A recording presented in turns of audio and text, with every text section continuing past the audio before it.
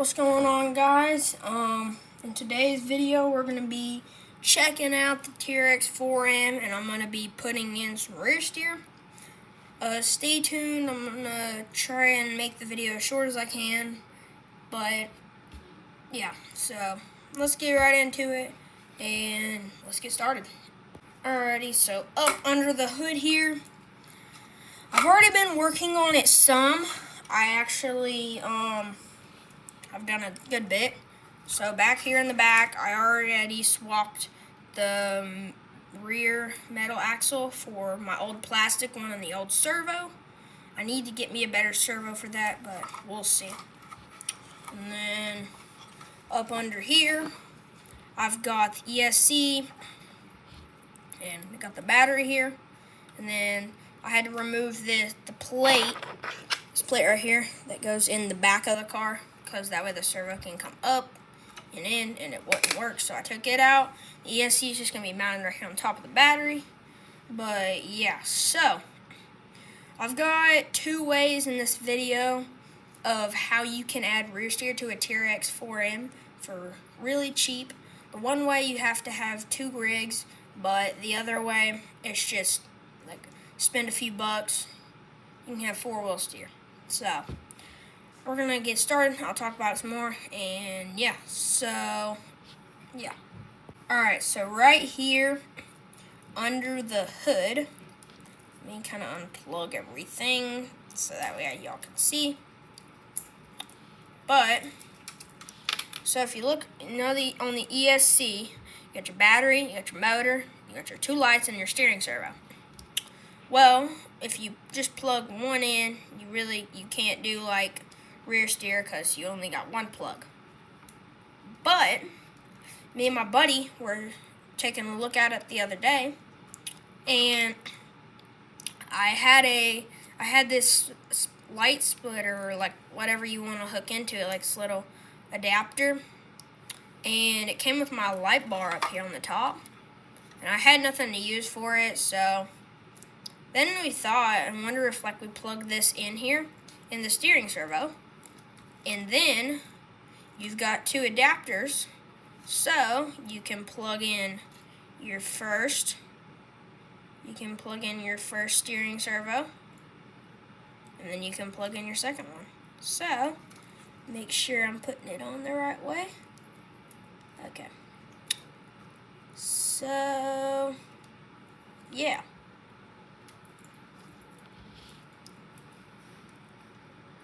Trying to figure out, I think.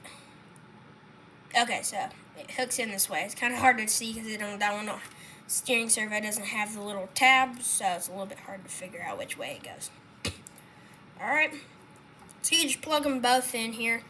The splitter came with my light bar, so I really doesn't know how much it cost. I found some on Amazon. You can get like a pack of, however many you really want, for like a few bucks. And yeah, so not too expensive. As long as you have another front axle and steering servo you can put on the back, you're set, you're ready to go. So yeah, that's one way you can do it. Here, I'll show y'all how it works and stuff, and then we'll get into the second four-wheel steer thing that you can do. So here we go. Alright, so I got everything hooked up on the inside and got it all turned on, ready to go. Got my remote now. So you got everything's on, working. Alright, so here's your four-wheel steer. It works great. I love it. It's awesome. But the only thing that I don't really like is unless you so they're both synced together with just this, and this is only a channel 1 remote, so you don't have the option to like change it, like if you want to change it from four-wheel steer to non-four-wheel steer when you're out driving. You can't really do that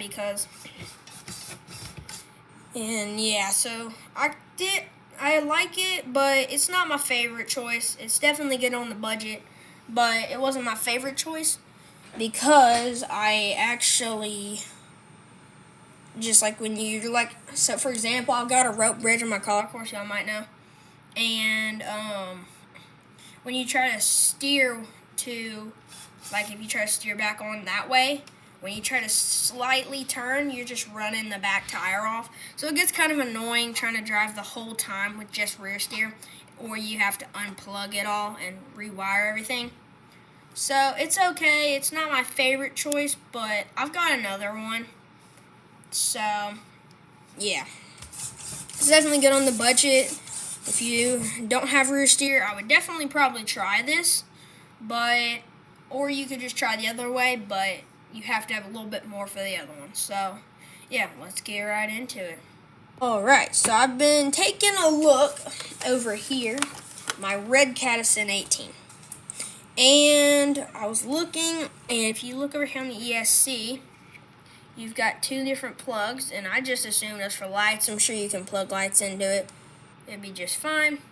You can program them or whatever.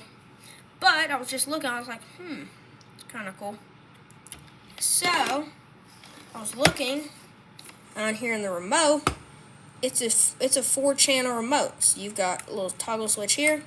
You've got a little button here.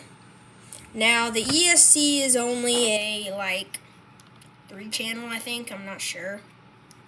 But, yeah. So, I tried it. Before I took everything apart, I just plugged in this servo, turned the car on, and then plugged in a servo out of this car. And it ended up working. So, what you did was, at the front, you had the proportional with the little steering knob, and then right here, if you had this centered, then your back wheels are straight. You just turn them, and it goes to full lock. But that's what I did, and it ended up working. So what I'm gonna do is, I've already tried this one time. I took it back apart because I bought some stuff, but I'm gonna take all the electronics and stuff out of the Red Cat, and I'm gonna put them in the trx4m, because then I can just have everything synced together. It's way cheaper than a brushless Fury Tech system and all that, and brushless Komodo and all that stuff. And it's a lot cheaper, but you do either have to buy all the electronics separately, or you have to have 2 rigs. But don't worry, you can still have a running Red Cadison 18. But I had a upgraded Enduro motor, and I put all the electronics and motor in here, and it worked just fine.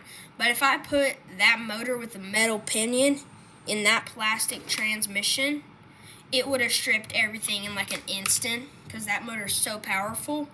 But I ended up ordering a metal geared transmission, and a motor.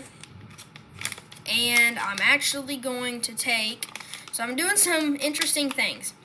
So I'm going to take this motor right here.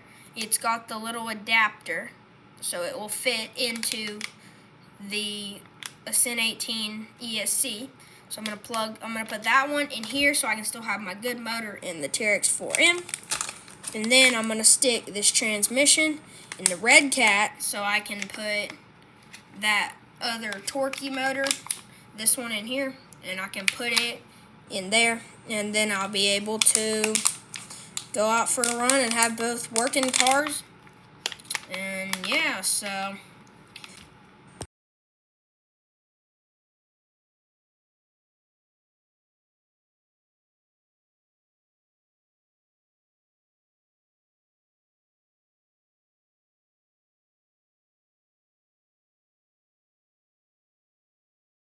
alright, y'all, so I just got the transmission off of the motor, and we're gonna unravel this wire around here, and then we're going to swap over motors, and there we go. So this one's gonna go in the Ascent with the trx4m adapter, because all the electronics from the trx4m are going in the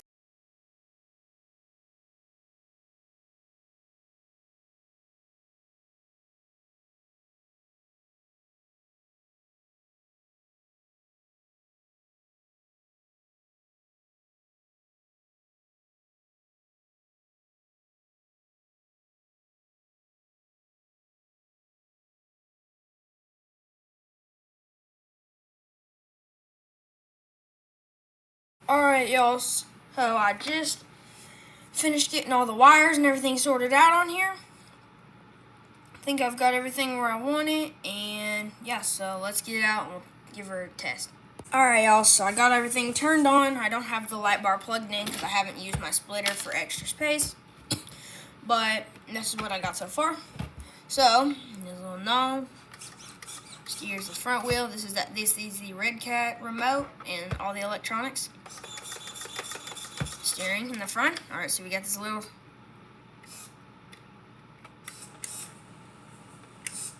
we got her in the center. That's so cool, guys.